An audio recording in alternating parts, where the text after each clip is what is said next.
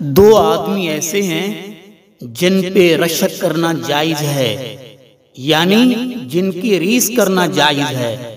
سیدنا حضرت عبداللہ بن عمر رضی اللہ تعالی عنہ بیان کرتے ہیں کہ میں نے رسول کریم صلی اللہ علیہ وسلم سے سنا، آپ نے ارشاد فرمایا کہ دو شخص ایسے ہیں جن پہ رشک کرنا جائز ہے۔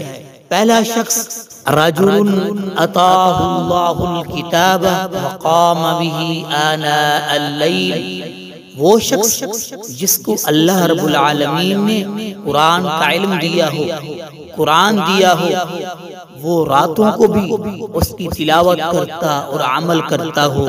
دوسرا شخص وَرَجُلٌ أَعْطَاهُ اللَّهُ مَالًا فَهُوَ يَتَصَدَّقُ بِهِ آنَاءَ اللَّيْلِ وَآنَاءَ النَّهَارِ، وہ شخص جس کو اللہ نے مال دیا ہو، وہ دن رات اللہ کی راہ میں خرچ کرتا ہو۔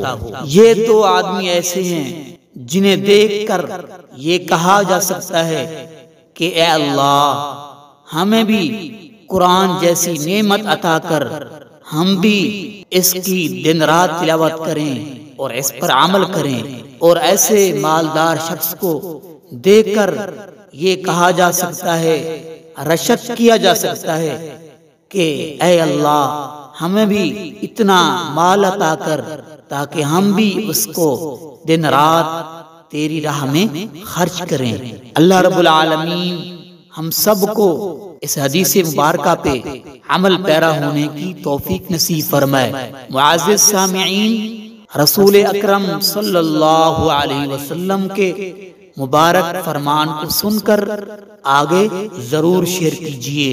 اللہ ہم سب کو اس کی توفیق نصیب فرمائے، آمین۔